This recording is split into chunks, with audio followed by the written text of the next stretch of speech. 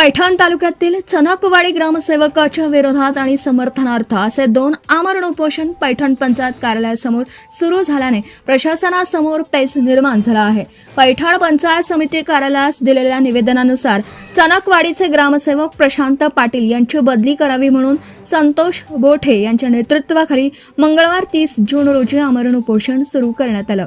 तर प्रशांत पाटील यांची बदली करू नये म्हणून चनकवाडी ग्रामपंचायतचे माजी सरपंच, उपसरपंच व सदस्यांच्या वतीने देखील पहिल्या उपोषणाच्या बाजूलाच पंचायत समिती कार्यालयासमोर आमरण उपोषण सुरू करण्यात आलं आहे।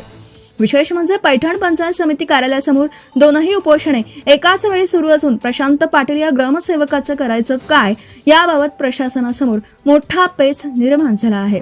एका उपोषणाच्या वतीने दिलेल्या माहितीनुसार प्रशांत पाटील हे काम करत नाहीत म्हणून बदली करावी, तर दुसऱ्या उपोषणाच्या वतीने दिलेल्या माहितीनुसार ग्रामसेवक प्रशांत पाटील हे चांगले काम करत असल्याने त्यांची बदली करू नये म्हणून आमरण उपोषण सुरू आहे। या 2 आमरण उपोषणाच्या निमित्ताने चनकवाडी गावकऱ्यांचे 2 गट पडले असून पैठण शहरासह तालुक्यात या उपोषणाची जोरदार चर्चा सुरू आहे। 10 न्यूज सह्याद्रीसाठी ब्युरो चीफ शिवाजी गाडे, पैठण, छत्रपती संभाजीनगर। आजपासून आम्ही चनकवाडी ग्रामस्थांनी आमरण उपोषण सुरू केलं आहे। आमची मागणी एकच आहे की चनकवाडी तेलवाडी ग्रामपंचायतचे ग्रामसेवक प्रशांत पाटील यांचं तात्काळ निलंबन करण्यात यावं। याचं कारण असं आहे की प्रशांत पाटील यांना बदलीची ऑर्डर काढली, 1.25 महिना होऊन गेला, 4 सोडला नाही। आम्ही उपोषण केलं, आम्हाला लेखी पत्र देण्यात आलं, पंचायत समितीने लेखी पत्र दिलं का 8 दिवसात तुम्हाला दुसरा ग्रामसेवक देऊ। ह्या ग्रामसेवकने काय 4 सोडला नाही, त्यांना परत नोटीस पाठवलं, कारण दाखवा नोटीस, तुमचा पगार बंद करण्यात येईल असा उल्लेख आहे त्या नोटीसमध्ये। तरी पण प्रशांत पाटील यांनी चार्ज सोडला नाही। आता आमची एकच मागणी आहे की प्रशांत पाटील यांचं तात्काळ निलंबन करण्यात यावं व आम्हाला दुसरा ग्रामसेवक द्यावा। ग्रामसेवकची बदली करण्याचं कारण काय? मूळ प्रश्न आमचा हा आहे की मॅडमनी कोणत्या आधारे ग्रामसेवकची बदली केली, त्याचं पहिलं उत्तर ते मॅडमनी द्यायचं, व्हिडिओ मॅडमनी। होच कुठल्याही प्रकारचे तुमच्याकडे पुरावा नसताना तुम्ही ग्रामसेवकची बदली का करताय, हा पहिला मुद्दा। दुसरा मुद्दा आहे, जर ग्रामसेवकची बदली झाली तर आमच्या गावातील जे काय विकास कामं होणार आहे ते ठप्प होणार आहे, कारण दुसरा ग्रामसेवक यायला टाईम लागणार आहे। ते आल्यानंतर त्याला पाठीमागचं पाहिजे सगळं, तेव्हा ते मग ते त्याच्यात त्या टाईम जाणार आहे। त्याच्यापेक्षा आज जो ग्रामसेवक आहे तो ठेवावा आणि आमच्या गावातील विकास कामं करून घ्यावी।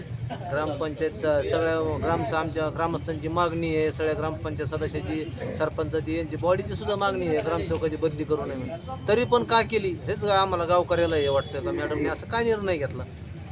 वारंवार आम्ही 4 ते 5 पत्र दिलेले आहेत गावकऱ्यांनी। काय कारण असलं पाहिजे या पाठीमागे? तेच कारणच आम्हाला समजलं नाही, नेमकं कारण काय आहे बदलीचं, त्यांनीच सांगावं प्रशासनाने आता याचं कारण काय। बदली रद्द न झाल्यास काही लोकांची मागणी अशी आहे, जे लोक गायरानात आलेले त्यांनी 10-10 गुंठे 5-5 गुंठे धरलं, हेही आमचं नावावर करून शासनाने किंवा सरपंचांनी आणि ग्रामसेवकने द्यावं अशी मागणी असल्यामुळं त्यांचं ह्या ग्रामसेवकला विरोध आहे। आणि त्यांचं काम म्हणणं असं आहे की आमचे हे काम करीत नाही, आमचे हे काम करीत नाही म्हणजे कोणते काम करीत नाही, बाहेरून लोक आलेले आहेत त्यांचंही त्यांनी करून द्यावा। आता उदाहरण देतो तुम्हाला मी, चनकवाडी आणि तेलवाडी। आता तेलवाडीचं आलेले पुनर्वसन हे करून द्यावं, तिथं काही चनकवाडीचे लोक ठीक आहे, आम्हाला मान्य आहे की त्यांचं लिगली जे तेलवाडीचं होईल त्याप्रमाणे त्यांचंही करून द्यावं। शासन मान्य शासनाच्या नियमाप्रमाणे काय जे असेल ते करून देऊ, पण ज्या धरलेल्या जागा एवढ्या होणार नाही असं मला तरी वाटतं माझ्या बुद्धीला। त्यामुळे मी स्पष्ट सांगतो, जे शासन निर्णयाप्रमाणे ते आम्ही केलेलं आहे आणि त्यांचं म्हणणं आहे की आम्हाला जे आम्ही म्हणतो तशा पद्धतीने आम्हाला करून देण्यात यावं। तर याचा मूळ उद्देश निघतो, अनलिगली कामं कुठलाही शासकीय अधिकारी करीत नसतो। त्याच्यामुळे आम्हाला म्हणतो जे लिगली शासनाचं जे फॉलो आहे त्याप्रमाणे दुसरा आला तरी हे करणार नाही। त्याच्यामुळे हे विनाकारण टाइमपास होईल किंवा याच्यात वेळ व्हायला जाईल। त्यामुळे आम्हाला म्हणणं आहे हाच ग्रामसेवक पाहिजे। Subscribe now and press the bell icon. Never miss an update.